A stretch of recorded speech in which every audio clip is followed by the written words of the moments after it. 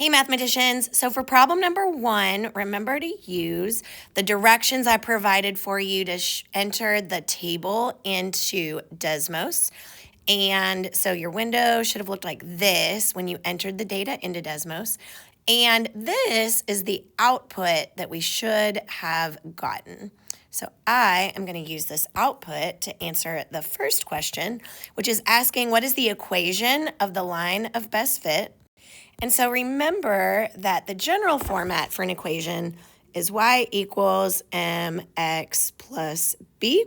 So I am going to replace the m with this number that was given to me from the output.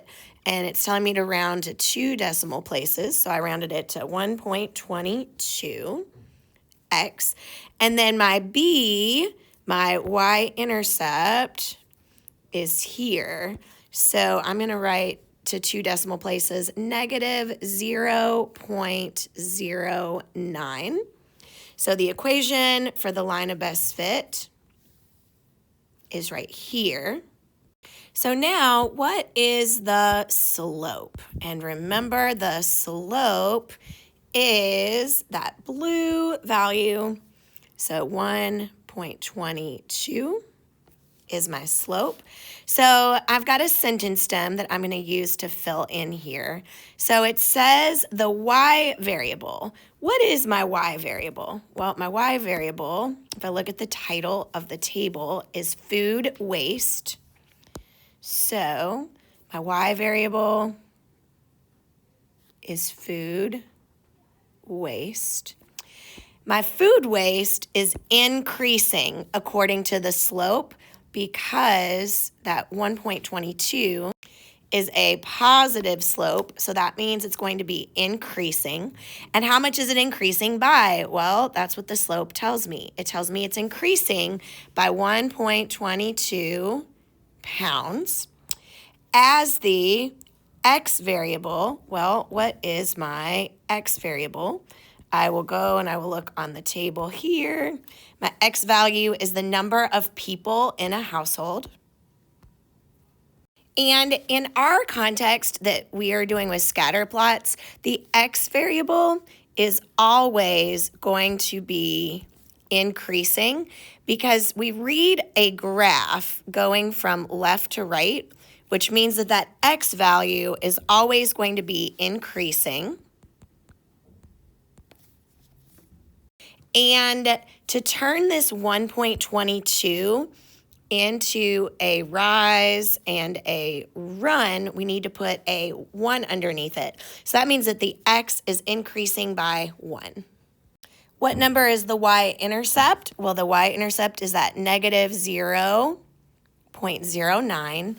And the y-intercept represents the predicted y variable. And again, that is food waste. That is the name of my y variable. And it predicts that the food waste will be negative 0.09 if the x variable, which the x variable is number of people. And if that number of people is, so for your y-intercept, for it to hit the y-axis, that means that your x value has to be a 0. So that is where that came from.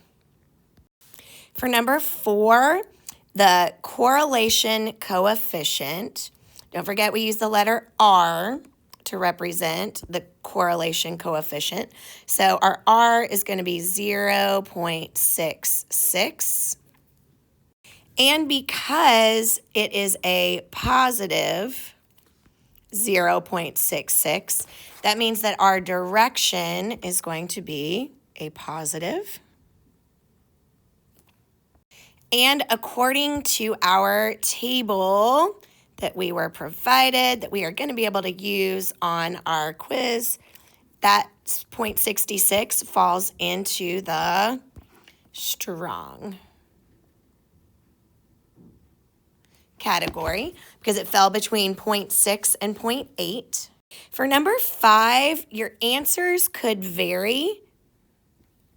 Some people might say yes, because if you have more food, or I'm sorry, if you have more people, that might cause you to buy more food, which means you might waste more food. But then other people might say no. If you have a big family in your household, then you really can't afford to waste a lot of food. So this one is just going to depend on your reasoning, and just make sure you check in with me to see whether or not your answer will work.